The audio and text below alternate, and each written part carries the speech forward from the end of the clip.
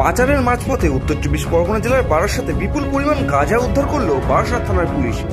বৃহস্পতিবার সন্ধ্যায় গোপন সূত্রে খবর পেয়ে উত্তর 24 পরগনা জেলার বারাসাত পূর্ব বনমালীপুর এলাকা থেকে প্রচুর পরিমাণ গাঁজা উদ্ধার করে বারাসাত থানার পুলিশ। ঘটনা সূত্রে জানা যায়, গোপন সূত্রে খবর পেয়ে বারাসাত থানার একটি দল বারাসাত থানার অধীনস্থ পূর্ব বনমালীপুর এলাকায় অভিযান চালায় এবং একটি নির্দিষ্ট জায়গায় দুটি গাড়ি সহ বেশ কয়েকজন মাদক পাচারকারীকে আটক করে তল্লাশি চালায়। গাড়ি থেকে উদ্ধার করে প্রচুর পরিমাণ গাঁজা, একাধিক মোবাইল, বেশ কিছু নগদ টাকা।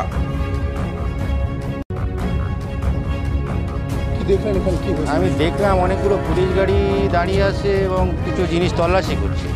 তারপরে এসে দেখলাম যে ওরা দুটো ব্রিফ কেস থেকে তারপরে বিভিন্ন পুলিশ আধিকারিক যারা ছিল, জনগণ পাবলিক ছিল, তারা বললো গাঁজা ধরা পড়ছে।